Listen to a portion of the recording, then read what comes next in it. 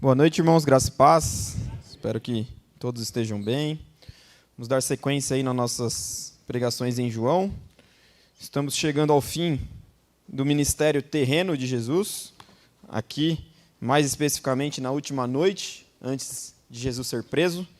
É o texto em que vamos refletir nessa noite, que está lá em João 15. Então, se os irmãos quiserem já ir abrindo a Bíblia de vocês, em João 15, é um texto muito conhecido. Aliás, o livro de João como um todo é um livro muito conhecido, né? Então, grande parte das palavras que vêm sendo pregadas aqui sobre esse livro, com certeza os irmãos já ouviram em outros momentos aí na vida cristã de vocês, mas isso não impede que Deus fale conosco, porque essa é a perfeição da Bíblia. Ela sempre, Deus, através do Espírito Santo, sempre fala conosco alguma coisa, nos edifica de uma forma diferente, mesmo em textos que nós já conhecemos e já lemos aí várias e várias vezes. E o texto de hoje é um desses.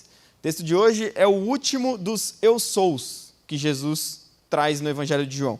Jesus traz 7 eu sous durante todo o Evangelho de João, e esse daqui é o último, em que ele vai falar sobre ser a videira verdadeira. Que ele está ali, como eu falei, na última noite, ali antes de ser traído, é o chamado discurso do cenáculo, né? Por que discurso do cenáculo? Porque do capítulo 14 até o capítulo 17 de João, esses 14, 15, 16, 17, esses 4 capítulos, Jesus vai falar ali, na última ceia, um pouquinho antes, um pouquinho depois, mas ele vai fazer ali uma série de discursos preparatórios para os seus discípulos de que estava chegando a hora dele, que estava chegando o momento em que ele iria ser preso, em que ele iria ser crucificado e em breve ressuscitaria. E os discípulos, como a gente viu com o Rafael nessa manhã pregando, ainda não estavam entendendo muito bem. Rafael pregou de manhã em que, já dentro desse discurso do cenáculo, Jesus fala para os discípulos que ele era o caminho, a verdade e a vida, e que tinham que confiar nele. Mas aí os discípulos não entendem muito bem como que ele poderia ser o caminho, se você é o Pai, me mostra o Pai, Filipe pede ali para Jesus, eles não estão entendendo direito o que Jesus está querendo dizer, e Jesus continua com essas ilustrações, tentando mostrar para os discípulos o que aconteceria dali para frente. E são uma série de... Todos esses discursos que Jesus faz ali, esses discursos dos cenáculos, nesses 4 capítulos, são discursos motivadores para os discípulos. São discursos em que não deixa de ter um cuidado de Jesus ali com aqueles que andavam perto dele. Porque Jesus sabia que ali, em breve, eles estariam sozinhos, entre aspas. Não estariam mais com Jesus lado a lado. Até eles entenderem o que seria a presença do Espírito Santo, até eles entenderem o que era realmente o Messias, e não era aquele salvador político, econômico, em que colocaria Israel ali sobre o Império Romano, e que sim, era um salvador da forma que seria, os discípulos iam ficar meio perdidos. Por isso que dentro desses discursos do cenáculo, Jesus ele demonstra um carinho muito grande com os seus discípulos. Ele demonstra um cuidado muito grande com aqueles que estavam caminhando com ele faziam 3 anos. E é esse texto que a gente vai ler ali a partir do capítulo 15, do versículo 1 até o versículo 11 primeiro, e depois a gente vai ler mais alguns versículos ali posterior a eles. Então, Jesus diz assim: eu sou a videira verdadeira, e o meu Pai é o lavrador. Todo ramo que, estando em mim, não der fruto, ele o corta, e todo o que dá fruto, ele limpa, para que produza mais fruto ainda. Vocês já estão limpos por causa da palavra que lhes tenho falado. Permaneçam em mim, e eu permanecerei em vocês. Como o ramo não pode produzir fruto de si mesmo, se não permanecer na videira, assim, vocês não podem dar fruto, se não permanecerem em mim. Eu sou a videira, vocês são os ramos. Quem permanece em mim, e eu nele, esse dá muito fruto, porque sem mim vocês não podem fazer nada. Se alguém não permanecer em mim, será lançado fora, à semelhança do ramo, e secará. E o apanham, lançam no fogo e o queimam. Se permanecerem em mim, e as minhas palavras permanecerem em vocês, pedirão o que quiserem e lhes será feito. Nisto é glorificado o meu Pai, que vocês deem muito fruto, e assim mostrarão que são meus discípulos. Como o Pai me amou, também eu amei vocês. Permaneçam no meu amor. Se vocês guardarem os meus mandamentos, permanecerão no meu amor, assim como também eu tenho guardado os mandamentos de meu Pai, e no seu amor permaneço. Tenho-lhes dito isso Tenho-lhes dito estas coisas para que a minha alegria esteja em vocês e a alegria de vocês seja completa.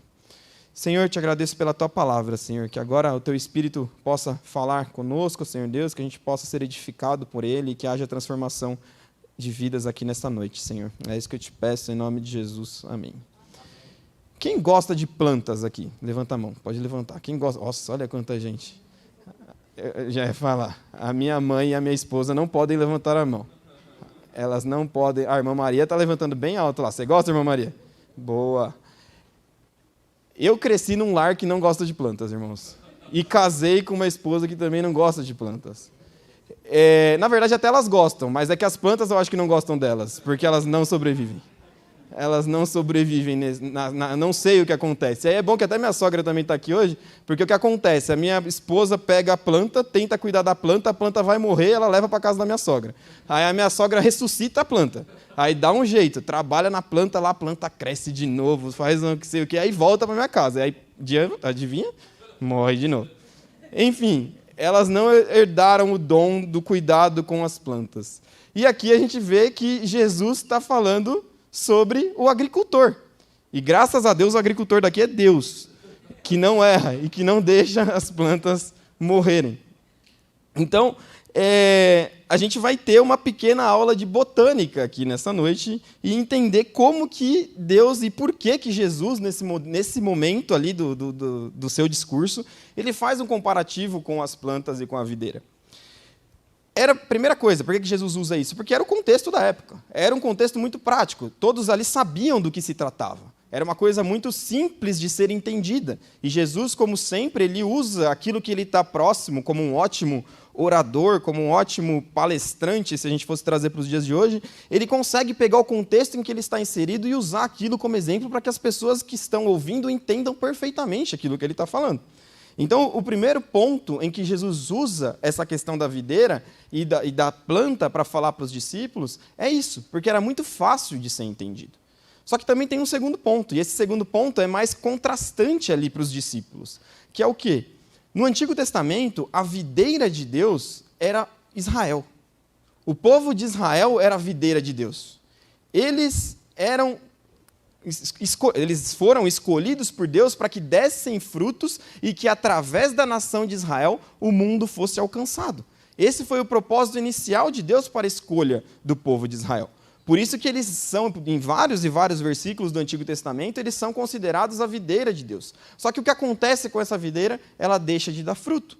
Devido, e a gente conhece a história aí do povo de Israel como um todo, eles vão parar de dar fruto, eles não conseguem cumprir o chamado para que eles foram ali escolhidos, e aí Jesus vem, no seu último discurso ali para os seus discípulos, mais uma vez ele choca aqueles que eram de Israel, os judeus. Ele vira e fala, eu sou a videira verdadeira. Quando ele fala isso para um judeu que conhecia da lei, ele está querendo dizer, vocês são a videira que não são verdadeira. Eu sou a videira verdadeira. Vocês não cumpriram o chamado para que vocês foram escolhidos, mas eu sim, eu não falho. Eu sou a videira e quem estiver em mim vai frutificar. Olha que interessante, Jesus está mostrando para o povo de Israel que eles não cumpriram o chamado que eles tinham sido escolhidos para fazer, mas, por outro lado, ele está também mostrando que há uma saída. Vocês não cumpriram aquilo que vocês foram chamados, mas, em compensação, eu sou, e se vocês estiverem ligados em mim, vocês vão dar fruto. Então, isso já mostra ali para os judeus que Jesus, mais uma vez, assim como em todos os eu sous que ele faz, ele está se colocando ali como Deus, como o Messias escolhido, que viria para a terra para poder trazer a salvação. Então, mesmo sendo o último eu sou, ele não deixa de mostrar ali a identidade dele como Deus, e não apenas como um profeta, não apenas como todas as outras características que a gente já viu aqui nos outros cultos. Ele fala, eu sou de verdade. E aí, nesse texto, a gente vai ver 3 tipos de ramos. A gente leu sobre 3 tipos de ramos. O ramo que não dá fruto, o ramo que dá fruto e ele corta, ele poda, e o ramo que dá muito fruto. São 3 tipos de fruto. E quando a gente olha para Jesus e as plantas, a gente também tem outras passagens de Jesus e as plantas. E uma passagem muito interessante está lá em Mateus 21, quando Jesus está indo para Betânia e ele passa diante de uma figueira. Dessa vez era uma outra árvore que tinha que dar outro fruto. E ele passa na frente da figueira e ele vê uma figueira muito bonita. E aquela figueira, e aí ele chega naquela figueira, fala que ele está com fome e ele vai pegar um figo da figueira. E quando ele olha para a figueira, aquela figueira, apesar de estar muito bonita, ela não tem fruto. E o que Jesus faz com aquela figueira? Ele amaldiçoa aquela figueira. E aquela figueira seca na hora. Ela morre na hora, aquela figueira. Em outra passagem, Jesus também, em Mateus também, no capítulo 7, Jesus vai falar: a árvore boa não pode dar frutos ruins, nem a árvore ruim pode dar frutos bons. Toda árvore que não produz bons frutos é cortada e lançada ao fogo. Assim, pelos seus frutos, vocês o reconhecerão. Então, o exemplo da árvore dando frutos era muito normal naquela época. Ele era muito usado por Jesus. E Jesus é duro, na maioria das vezes, quando ele se refere a esse exemplo. Assim como ele também foi nessa passagem. Então, antes da gente entrar ali nos 3 tipos de ramos, o que eu queria que você pensasse, desde já, nesse início de reflexão, é: se Jesus cruzasse por você, e olhasse para o seu ramo, ele conseguiria colher um fruto? Ou ele olharia para você e te ordenaria para que secasse? Porque você não está dando fruto. Então, essa é a primeira pergunta que eu faço e que eu quero que vocês reflitam. Se Jesus estivesse passando, como foi, diante daquela figueira, se Jesus estivesse com fome e quisesse comer um fruto do seu pé ali, do seu ramo, ele encontraria fruto? Ou ele se irritaria por você ter só uma aparência de árvore frutífera, mas não ter fruto, e te ordenaria que secasse, igual aconteceu ali em Mateus capítulo 21? A gente vai refletir nessa pergunta, durante toda essa mensagem. Porque essa é a pergunta-chave. Essa é a pergunta-chave e que eu vou perguntar novamente lá na conclusão. Porque a gente precisa pensar em qual fruto nós temos dado. E aí, quando a gente vê o primeiro tipo de ramo, como eu falei, que são 3 tipos de ramos aqui. O primeiro ramo é o que não dá fruto. Ali no versículo 2, Jesus fala: todo ramo que estando em mim não der fruto, ele o corta. E no versículo 6 ele também fala: se alguém não permanecer em mim, será lançado fora, à semelhança do ramo, e secará, e o apanham, lançam no fogo e o queimam. Isso é o que Jesus fala sobre o ramo que não dá fruto. E aqui nesse versículo existe até uma discussão de soteriologia ali, se o ramo está ligado em Jesus, ele pode ser tirado ou não, mas não é onde eu quero entrar. Não quero dar o foco nisso. Se você quiser depois entender mais sobre a doutrina da salvação, se matricule na sala de EBD do pastor Wagner, você vai ter ali aulas para entender profundamente sobre essa doutrina, até porque a gente entende que a salvação não se perde. Tanto que no versículo 16, lá na frente, Jesus vai falar assim: não foram vocês que me escolheram, pelo contrário, eu os escolhi e os designei para que vão e deem fruto, e o fruto de vocês permaneça. Então, o que a gente entende aqui, o que eu entendo aqui, é que Jesus está falando do quê? Jesus está falando daqueles que têm cara de crente, têm cheiro de crente, parece crente, mas não são crente. E Jesus está dando esse exemplo por quê, gente? Quem ele acabou de expulsar da ceia? Judas. Ele acabou de mandar Judas embora. Ele acabou de falar para os seus discípulos que um deles iria os trair. E os discípulos, não sei se os irmãos lembram, mas os discípulos perguntam: quem é? João lá, que está ao lado de Jesus, inclina a cabeça no ombro de Jesus e fala: mas quem que vai te trair? E aí Jesus fala: aquele que eu der o pedaço de pão. E aí Jesus pega, dá um pedaço de pão para Judas, e aí vira para Judas e fala: o que você vai fazer, vai e faça depressa. Judas levanta e sai. Agora Judas não está mais presente.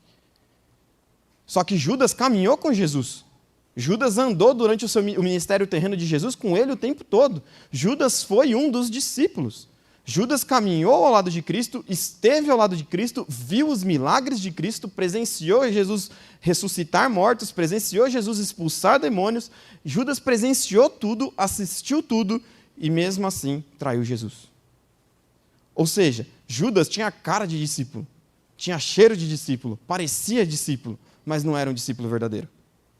E é para essas pessoas que eu creio que Jesus está falando aqui. É para esse tipo de ramo. É o ramo que ele está ligado em Jesus, mas ele não vai dar fruto. Por quê? Porque não passa ali o alimento necessário. A seiva, vamos falar da nossa botânica aí, como eu falei, a seiva não chega nesse tipo de ramo. É a mesma coisa aí, trazendo para o meu mundo, é a mesma coisa que uma lâmpada ligada num soquete. Só que, ó, vocês vão ver aqui, ó, que tem as lâmpadas que estão acesas e as lâmpadas que estão desligadas. As que estão desligadas são as de emergência. Por que elas estão desligadas? Porque não está passando energia. Mas elas estão ali, elas são lâmpada, elas estão rosqueadas, elas estão com a fiação passando, mas elas estão desligadas. Por quê? Porque não está passando energia. Tem cara de lâmpada, é lâmpada, mas não ilumina. É esse contexto em que Jesus está falando aqui. É para esse tipo de pessoa que Jesus está falando aqui. Aí, quando eu estava montando a pregação, me veio um exemplo na cabeça, uma coisa que a gente viveu lá no projeto. O Leandro está aqui e não vai me deixar mentir. Teve um momento lá no projeto, não lembro se vai ter mais algum que estava com a gente nessa hora, acho que não, mas estava o Natan está lá também. Estava eu, Leandro, Natan, Giovanni, André e mais alguns caras lá tentando montar uma barraca, irmãos. A gente estava tentando montar... teve gente que viu e presenciou.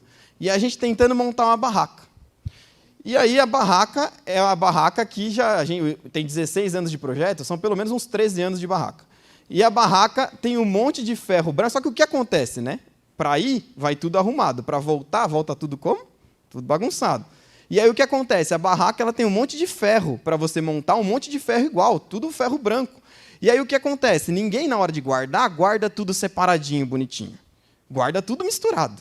E aí o que eu fiz? A gente precisa de uma barraca, eu levei 3. Levei 3 ferros, 3 sacos de ferro de barraca que a gente tinha aqui, para poder ver se a gente conseguia tirar uma barraca. E a gente ficou lá montando. E aí tentava. Aí o Leandro abria um manual na internet, a gente abria o vídeo, abria outro manual, para tentar ver se a gente conseguia fazer aquela barraca virar uma barraca. E a gente não conseguia. E estava muito difícil. A gente demorou pelo menos uns 40 minutos ali tentando fazer aquela barraca montar. No fim das contas, a gente conseguiu. Pela graça de Deus, a gente conseguiu. Eu já estava ficando desesperado que ia atrasar lá o almoço, tudo. Mas a gente montou a barraca. Mas por que eu estou dando esse exemplo, irmãos? Porque todos aqueles ferros brancos, aqueles bases ali da barraca, que montam, que formam a barraca, eles eram iguais à nossa vista. Eram todos parecidos. A gente tentava achar aí, a gente ia um do lado do outro, media, não, esse aqui é um pouquinho maior, não, esse aqui tem um encaixe na ponta que ele não tem. E a gente ia num quebra-cabeça ali, tentando achar quais eram os ferros certos para montar aquela barraca. E dentro da igreja é a mesma coisa, irmãos. Infelizmente é a mesma coisa. A gente tem um monte de gente, que não só na nossa igreja, mas em todas as igrejas como um todo, que parecem crentes. Que você olha para eles e fala, esse é crente. Mas quem vai julgar se é crente mesmo ou não, não somos nós, é Cristo. A gente vai conseguir identificar se é crente ou não pelo jeito de se vestir, não pelo ministério que tem na igreja, não pelo que faz ou que deixa de fazer, não se chega cedo no culto ou se chega depois. A gente consegue identificar se é crente de verdade pelo fruto. É através disso que a gente identifica. Só que aí pode ser que você esteja aqui, venha na igreja, participe de cultos, participe de EBD, participe de culto de quarta-feira e ainda não sente essa ligação com a videira. Quando a gente vê aqui, a gente vê claramente a manifestação da Trindade. A gente vê Deus Pai como o agricultor, a gente vê Jesus como a videira e a gente vê o Espírito Santo como aquele que nos alimenta a poder dar fruto.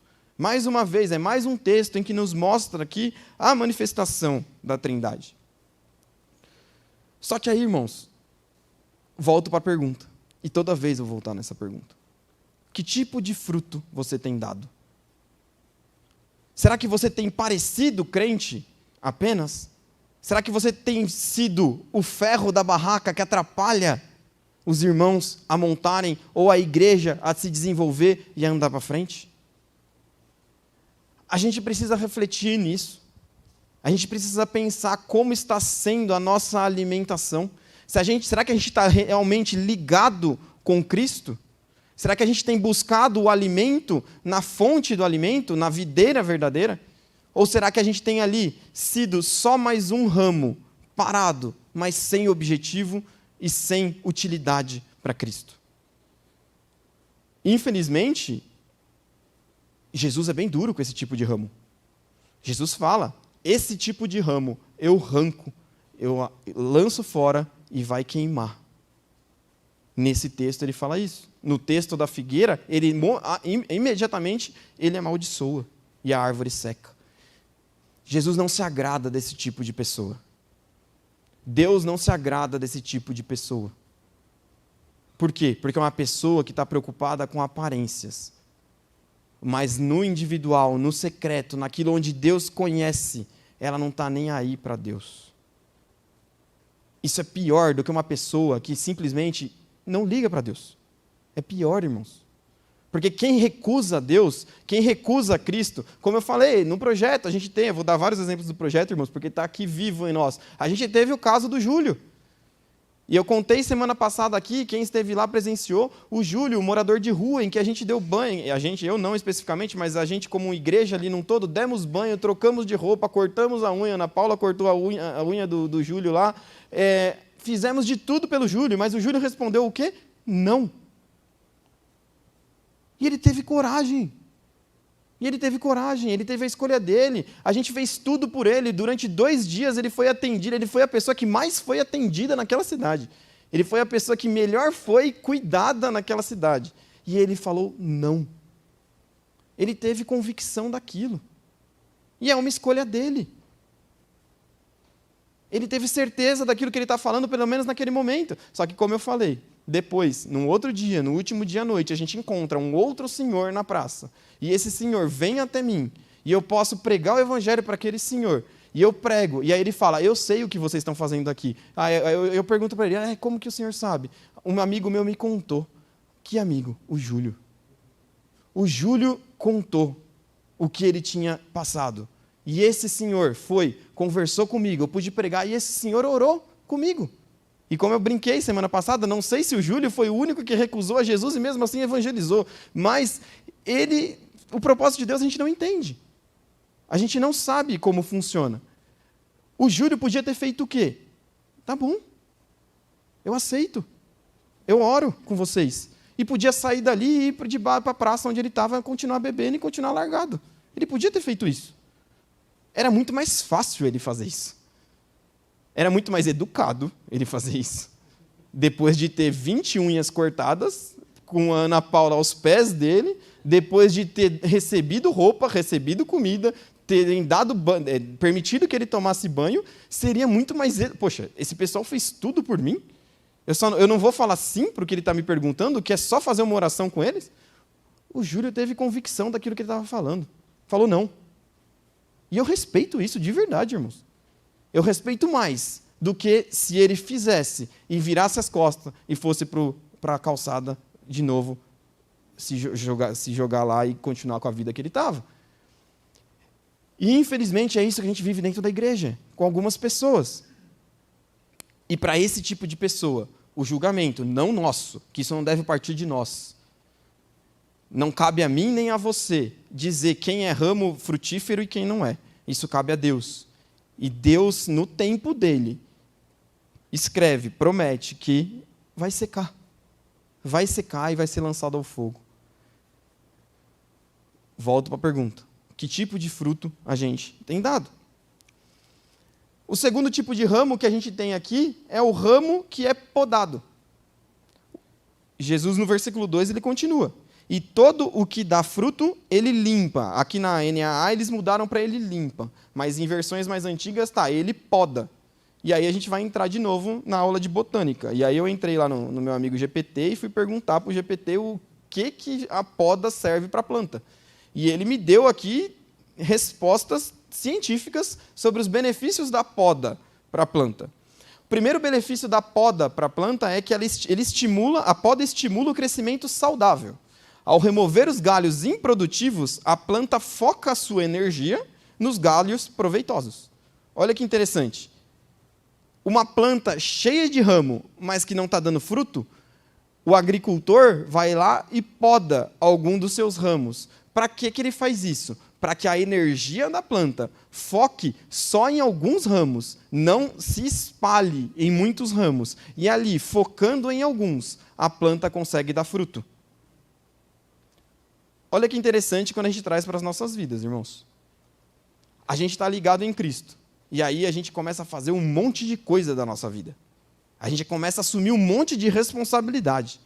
A gente começa a assumir responsabilidade no trabalho, a gente casa, a gente tem filho, a gente vai criando cada vez mais responsabilidades para nós. A gente vem para a igreja, a gente se envolve na igreja, a gente assume ministérios, a gente vai assumindo cada vez mais responsabilidades, porque quer queira, quer não, é sempre assim. Quanto mais você se envolve, mais trabalho aparece para você. E aí você vai acumulando em todas as áreas da sua vida, e tem uma hora que você nem percebe, mas você parou de dar fruto. Por quê? Porque você não tem mais energia para poder dar conta de tudo aquilo. Você não aguenta mais. A sua seiva não está mais chegando em todos os seus ramos, em todas as áreas da sua vida que você precisa dar conta. Não dá. Cientificamente não dá. E aí acontece o quê? Burnout, que agora é a palavra da moda. Ou esgotamento, ou depressão, ou doenças psicológicas e emocionais. E por quê? Porque o seu corpo não aguenta. Você é levado à exaustão. Tem um livro muito conhecido por aí, eu ainda não li, mas eu quero ler, está na minha fila lá, que chama A Sociedade do Cansaço. Que é a sociedade do cansaço, que é a sociedade que a gente vive. E não porque a gente vive cansado, mas porque a gente quer ser perfeito em tudo. E a gente não dá conta de ser perfeito em todas as coisas. E aí a gente não consegue fazer nada. Isso é a sociedade que a gente vive. Aí tem o agricultor. O agricultor está vendo que você não está dando conta. E ele vai lá e poda. E quando poda, essa aula da botânica eu não estudei, mas eu imagino que doa, não na planta, mas pensando em nós, dói. Porque Deus vem e corta. E esse corte, muitas vezes, vai doer muito em você. Porque às vezes não é aquilo que você queria que fosse cortado. Que Deus vem e corta. Mas por que Deus está vindo e está cortando? Está cortando para que você concentre a energia naquilo que realmente importa, que é o seu fruto, que a gente vai chegar daqui a pouco, eu vou clarear o que é o fruto. Esse cuidado de Deus em cortar para que você foque a sua energia naquilo que é realmente importante, muitas vezes dói. Só que para doer menos, sabe o que você pode fazer? Sabe o que a gente pode fazer para doer menos? Não esperar que Deus corte na carne. Você tem a oportunidade nessa noite de orar, de colocar diante de Deus a sua vida e perguntar para Deus, Deus, o que você quer que eu pode na minha vida para que eu me concentre mais em Ti? Você não precisa chegar a ficar doente, você não precisa chegar a perder alguém da sua família para falar, nossa, podia ter dado mais valor. Você não precisa chegar e perder o seu trabalho porque você não está dando conta de fazer tudo aquilo que você tem, ou abandonar a igreja porque você, nossa, já tem muita coisa, não conseguindo dar conta. Você não precisa chegar a esse ponto. Você tem a oportunidade de colocar diante de Deus e falar, Deus, o que eu preciso podar na minha vida para que o meu relacionamento contigo cresça e amadureça? A gente tem essa oportunidade essa noite. A gente tem a oportunidade de concentrar as energias naquilo que realmente importa. E não é o que você escolhe, repito. Não é o que você escolhe, não é o que te dá mais dinheiro, não é aquilo que você gosta mais. É aquilo que você coloca diante de Deus e pede orientação para Ele e fala, Deus, o que eu preciso cortar? Um exemplo meu e da minha esposa, a gente estava aí há um tempo atrás também com mini mercados em condomínios. E estava lá, e aí a gente tentamos ainda com isso por causa do trabalho da Natália, porque ela tinha saído quando tivemos a Pietra, só que eu estava chegando num ponto de esgotamento que eu não estava conseguindo dar mais conta. Eu não estava mais conseguindo dar conta. E aí eu virei para a Natália e falei, não dá mais. Não dá, eu não consigo, eu vou ficar doente, a gente precisa dar um basta em alguma coisa. E aí a gente orou e falou, tudo bem, então vamos colocar essa parte para vender. Graças a Deus vendemos. E quando eu vendi, que foi o primeiro sábado, que eu não precisei ir abastecer um mercadinho de condomínio, quando eu saí do meu trabalho, porque eu já trabalho todos os sábados. Aí eu saía do meu trabalho e ia abastecer os mercados de condomínio ainda. A Natália virou para mim e perguntou assim, e aí, amor, como você se sente chegando em casa meio-dia? Eu falei, nossa, parece que eu estou no paraíso. Porque eu tinha trabalhado só até meio-dia num sábado, irmãos. porque eu não tinha ido fazer mais coisa e chegar em casa 3 horas da tarde. A gente precisa entender aonde a gente precisa focar a nossa energia, porque senão a gente não consegue dar conta. Não dá para dar conta. Outra coisa benéfica que a poda traz para a gente: previne doenças e pragas. Isso aqui é o que eu falei, isso aqui é tudo científico, por isso que eu estou lendo. Tá? Ramos muito densos dificultam a entrada de luz e a circulação de ar, criando um ambiente ideal para fungos e pragas. Olha que interessante, irmãos. Se você está sem ser podado, vai crescer no ramo, vai crescer no ramo, vai crescer no ramo. E você vai tendo coisa lá. E aí o que acontece? A luz não entra mais na planta. E onde há escuridão, há o quê? A praga. E aí a planta morre, de dentro para fora. Por isso que Jesus é perfeito, gente. Olha o exemplo que ele dá. Não precisava nem explicar, né? Olha para a nossa vida. Quanto mais ramo a gente vai tendo, mais compromisso a gente vai tendo, mais energia a gente vai gastando, mais aparentemente aprovado para a sociedade a gente vai sendo. Mas e lá dentro? Como está? E o interior? E aí o que acontece? O pecado vem, de dentro para fora, e vai corroendo, e vai corroendo, e vai corroendo. E você não vai nem percebendo que ele está te corroendo. E quando você vai ver, os seus ramos já estão podres. A praga já infestou tudo. Por quê? Porque você não permitiu que a luz entrasse. A gente precisa ser podado, e Deus vem e poda a gente, e corta a gente. Por quê? Porque Ele quer que a gente olhe para Ele. Porque Ele quer que a luz entre e a gente consiga reconhecer o nosso pecado. Que a gente consiga enxergar o nosso pecado. Porque a gente, como eu falei, a gente pode ser aqui, pastor, líder de ministério, a gente pode ter um monte de coisa. Lá dentro, vocês não sabem como é, irmãos. Lá dentro, só você conhece. Cada um, só você e Deus na sua individualidade. E se a gente não permitir que Deus entre, que a luz entre, vai ter praga, vai ter pecado em todos nós, a começar por mim. A começar por mim. A gente precisa ser podado, e dói, mas pelo menos a gente se aproxima de Deus. Infelizmente, os momentos em que a gente mais está próximo de Deus nas nossas vidas são os momentos difíceis.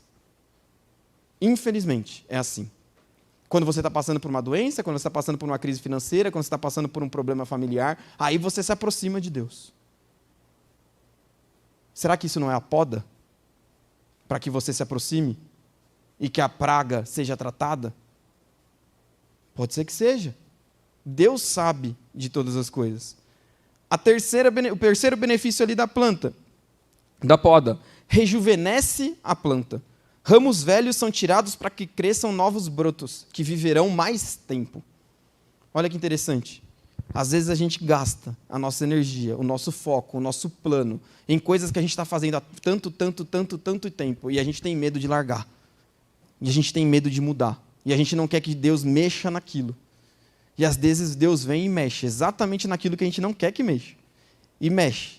Só que em compensação, depois a gente vai entender que a partir daquela poda, a partir daquele corte, surgiu uma nova coisa na nossa vida que a gente não tinha nem ideia.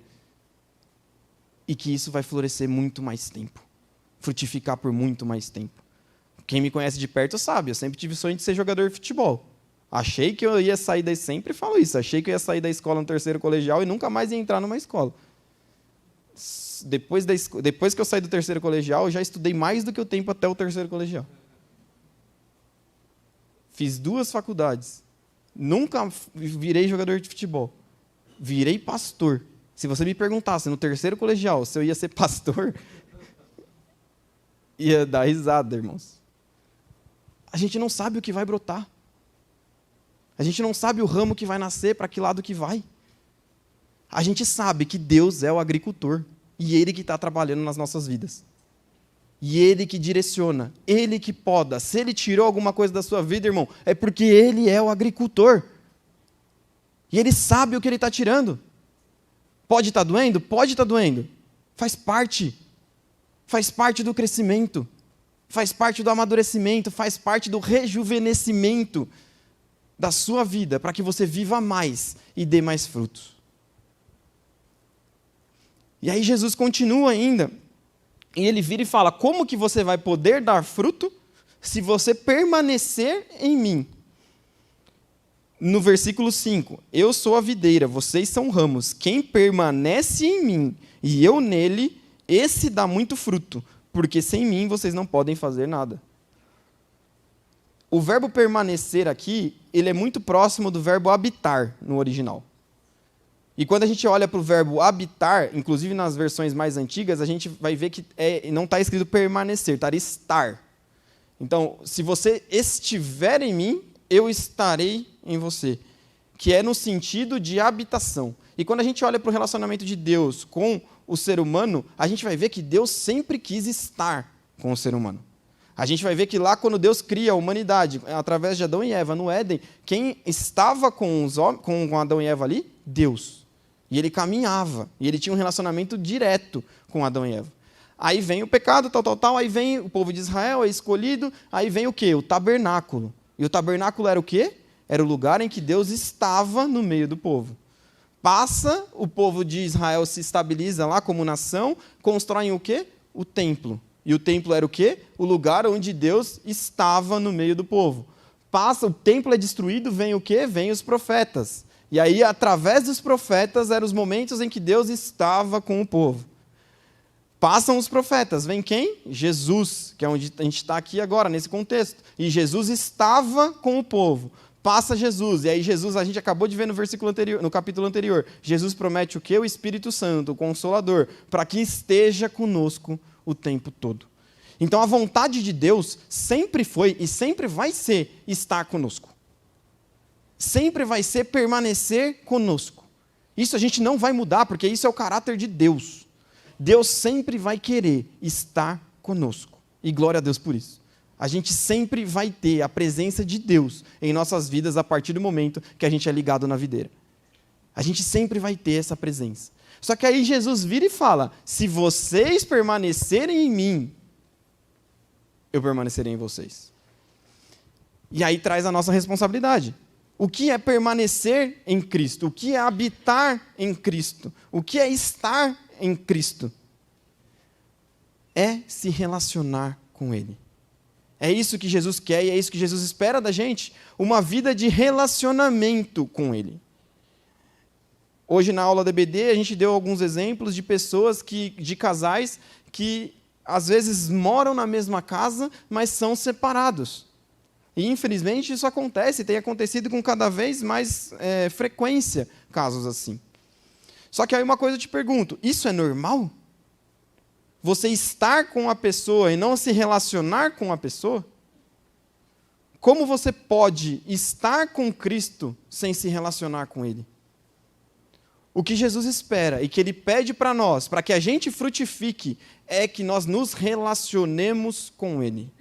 Jesus não está pedindo que a gente trabalhe na igreja, para que a gente dê fruto. Jesus não está pedindo para que a gente faça seminário. Jesus não está pedindo para que a gente seja missionário e vá para algum local distante pregar o evangelho. Jesus não pede isso da gente para que a gente dê fruto. Isso são dons. O que Jesus pede de todos nós é que nos relacionemos com Ele, para que a gente possa dar fruto. A condição, irmãos, para você dar fruto é se relacionar com Cristo. É estar próximo de Cristo. É ter comunhão com Cristo. A partir do momento em que você se relaciona com Ele, automaticamente, eu creio na palavra de Deus, porque está escrito aqui, nós daremos frutos. Você não precisa de um seminário para poder dar fruto. Você não precisa ser formado em teologia para poder dar fruto. Você não precisa de ser um missionário, você não precisa ser um diácono, você não precisa de nenhum cargo na igreja para poder dar fruto. Você precisa se relacionar com Cristo. Essas outras coisas, a gente vai ver no próximo ramo aqui, elas vêm como consequência quando você se relaciona com Cristo. Quando você está permanecendo com Ele, mesmo durante a poda, mesmo durante o corte. E aí eu volto para a primeira pergunta, irmãos. Que tipo de fruto você tem dado? Você, se Deus quiser, a grande maioria aqui já teve um encontro com Cristo. E se você já teve o seu encontro com Cristo, você está ligado com Ele, através da videira. Só que pode ser que você não esteja dando fruto. Será que você não está sendo podado? Será que você não está precisando ser podado? Será que não está precisando cortar alguma coisa da sua vida para que você se relacione mais profundamente com Cristo, para que você possa permanecer mais nele, para que você consiga dar fruto? Todo mundo aqui precisa ser podado em alguma área da vida, irmãos. Todo mundo aqui. E quando eu falo de podar, eu não estou falando só de pecado, tá? Os pecados, não preciso nem falar. Não preciso nem falar que eles precisam ser cortados e lançados fora. Mas quando Jesus fala de podar aqui, ele não está falando só de pecado. Ele está falando de coisa boa. O trabalho é bom. A família é boa. Condição financeira, maravilhosa. Cargo, ministério na igreja, trabalho na igreja, ótimo. Relacionamento com a família, como um todo, também muito importante.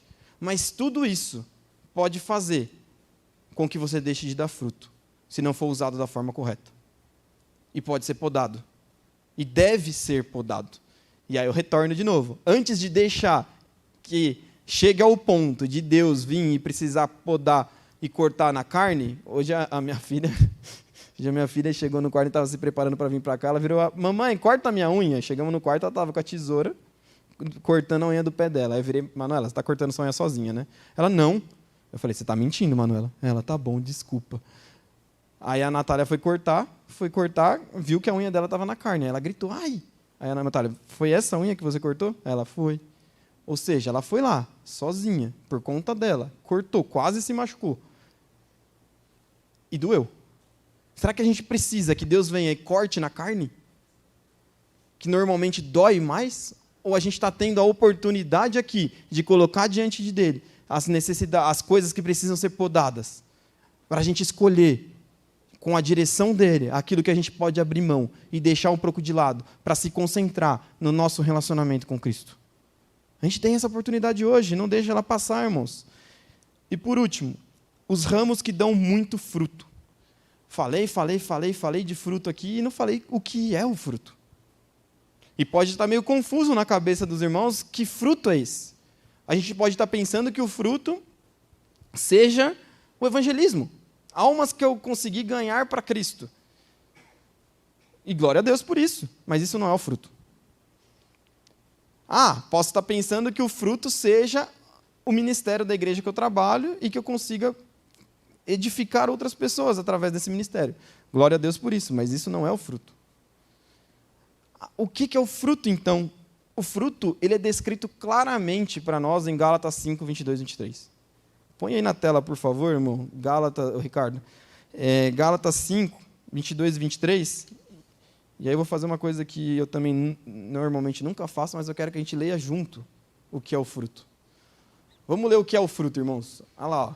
Mas o fruto do Espírito é amor, alegria, paz, longanimidade, benignidade, bondade, fidelidade, mansidão, domínio próprio.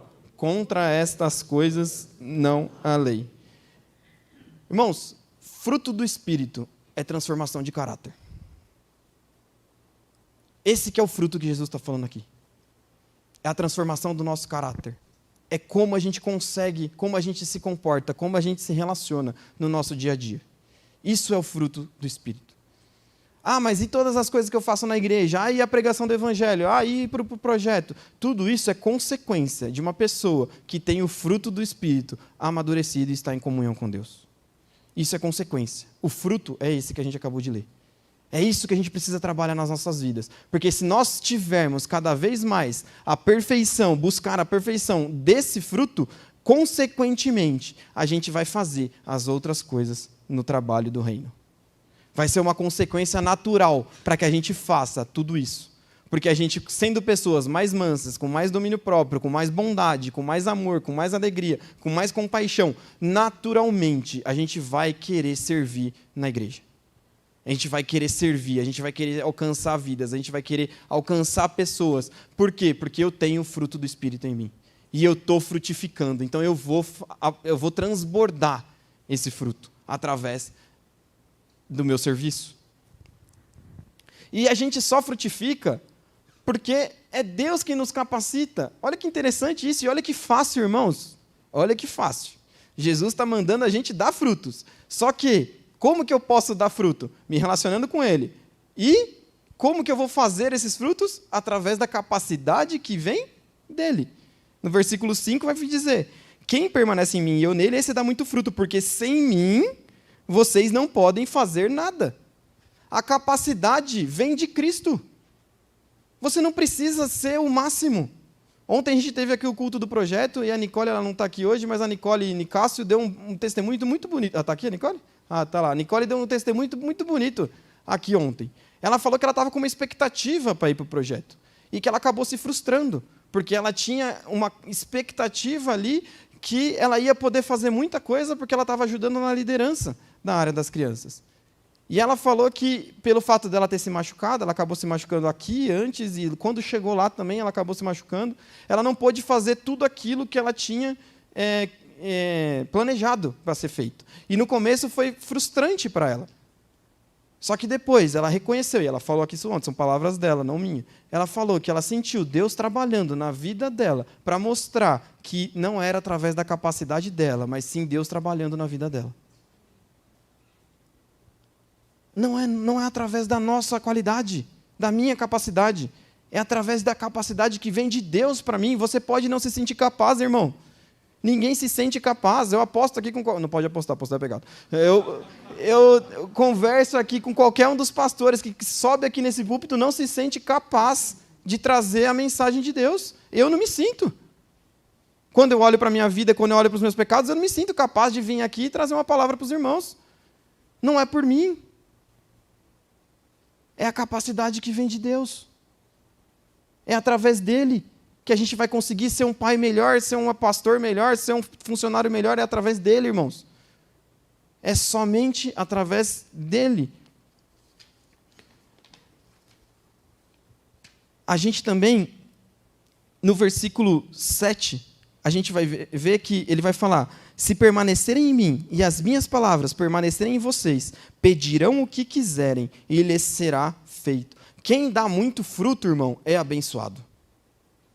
Quem dá muito fruto é abençoado. Isso é uma consequência. Está escrito aqui, ó, pedirão o que quiserem e lhes será feito. Ah, então eu vou receber qualquer pedido que eu fizer para o Senhor? Sabe por que você vai receber qualquer pedido que você fizer para o Senhor?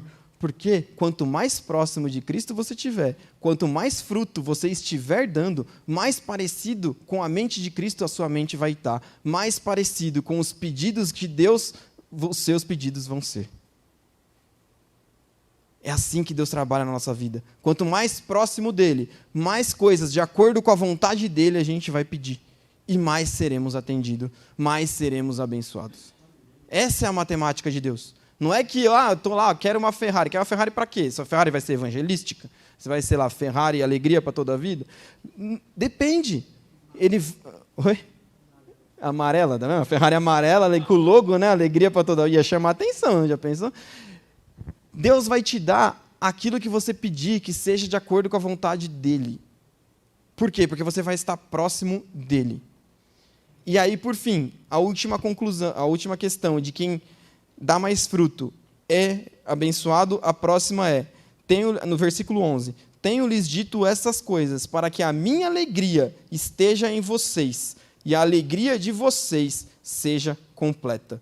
Quem dá muito fruto, quem está ligado à videira, tem uma alegria completa.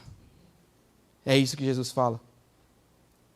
A gente busca essa alegria o tempo todo, em várias coisas, e muitas vezes a gente sente, principalmente nessas questões que estão tão presentes na nossa vida, de doenças emocionais, de doenças psicológicas, a gente sente esse vazio e a gente não encontra essa alegria. Aqui Jesus está falando que se a gente estiver ligado nele, a gente vai dar fruto. E quando a gente dá fruto, a nossa alegria é completa. É isso que a gente vivencia quando a gente vai para o projeto. Semana passada a gente trouxe aqui algumas pessoas que foram a primeira vez para o projeto, para darem testemunho. E é sempre a mesma coisa, irmãos. Fazem 14 anos que eu vou. Todos eles falam a mesma coisa. Eu vim com a ideia de abençoar outras pessoas. E eu volto mais abençoado do que eu abençoei. Por quê? Porque quando você está frutificando, igual é quando a gente fica lá esses dias, você está você está tendo a sua alegria completada por Cristo. Você não consegue não estar alegre lá. Você não consegue. Por quê? Porque você está no centro da vontade de Deus para a sua vida. E isso transborda. Então eu termino, irmãos, fazendo de novo a pergunta para vocês. Que fruto vocês têm dado? Que tipo de fruto que tem saído do seu ramo? Pode ser que você não esteja conectado à videira ainda. E essa noite é a oportunidade. Você sempre tem essa oportunidade. Como eu falei, Deus quer estar conosco o tempo todo. E Deus quer estar com você, que ainda não teve essa conexão com Ele. É a oportunidade. Aproveite. Acredito que a maioria aqui esteja no estágio 2. Pode ser que a sua vida esteja sendo podada por Deus. Pode ser que você esteja passando por dificuldades. Pode ser que, como foi pregado também de manhã pelo Rafael, pode ser que você esteja passando por aflições. E muitas aflições. Pode ser que essas aflições sejam uma poda de Deus para que você se aproxime mais dele. E cabe a nós nos aproximarmos. A gente está tendo essa oportunidade essa noite. Ou, se você estiver dando ainda mais fruto, estiver no terceiro estágio, glória a Deus por isso. E agradeça a Deus por isso, sabendo que essa capacidade não vem de você, mas sim dele. É através dele que nós podemos dar constantemente frutos e termos essa alegria constante em nossas vidas. Amém? Baixa a sua cabeça. Senhor, muito obrigado pela tua palavra, muito obrigado porque ela é rica, Senhor, ela é viva em nossas vidas. Muito obrigado porque, mesmo depois de tanto tempo, ela é tão aplicável para todos nós, Senhor Deus. O Senhor conhece os corações aqui, o Senhor conhece em que ramo está cada um aqui, Senhor. Se há alguém aqui que ainda não foi conectado contigo, Senhor, que ainda não teve a ligação com a videira verdadeira, que nessa noite, Senhor, esse coração possa ser quebrantado e que haja essa salvação, Senhor. Que o Senhor esteja, através do Teu Espírito, quebrantando esses corações, para que haja transformação, Senhor Deus, aqui. Te peço também por aqueles que estão passando por fases difíceis, por fases de aflições, por podas que Deus tem feito na vida de cada um. Que nesse momento, Senhor Deus, de aflição, de angústia, a gente possa realmente se aproximar de Ti, Senhor Deus, entendendo o que o Senhor deseja para nós. Que o Teu renovo possa vir sobre cada um, Senhor Deus, que a gente possa frutificar mais ainda, que a gente possa realmente ter novos brotos saindo das nossas árvores, Senhor Deus, para que a gente possa frutificar, viver em constante alegria, como a Tua palavra promete para nós, Senhor Deus. Que cada um aqui, Senhor Deus, possa transbordar o fruto do Espírito, Senhor Deus, onde estiver, seja no seu trabalho, seja na sua escola, na sua faculdade, na igreja, Senhor Deus, que a gente possa colocar os nossos dons à disposição, Senhor Deus, para fazer com que a Tua palavra continue sendo espalhada e que o Teu Espírito continue atingindo cada vez mais corações, Senhor Deus. Completa essa palavra no coração de cada um, é isso que eu te peço, em nome de Jesus, amém.